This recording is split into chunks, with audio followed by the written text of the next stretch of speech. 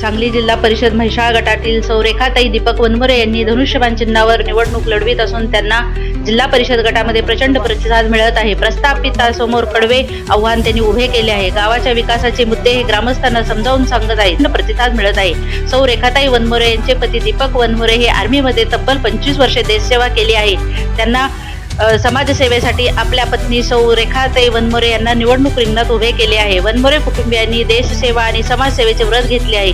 गावाच्या विकासासाठी त्या निवडणूक रिंगणात आहेत।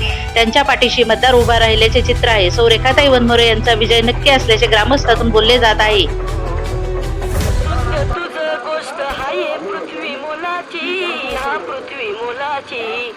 पृथ्वी मोलाची मन शुद्ध तुझं गोष्ट हाये पृथ्वी मोलाची। तू चाल पुढं तुला रगड्या भीती कशाची परवा बिकुनाची।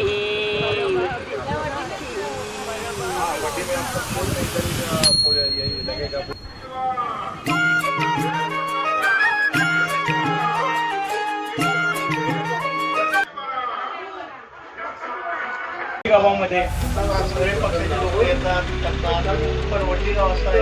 त्यात सध्या शिवसेना शिंदे गटाचे जरा कार्यकर्त्यांचा मोठा प्रभाव आहे, त्यामुळे जरा शिंदे सरकार मार्गावर आहे थोडासा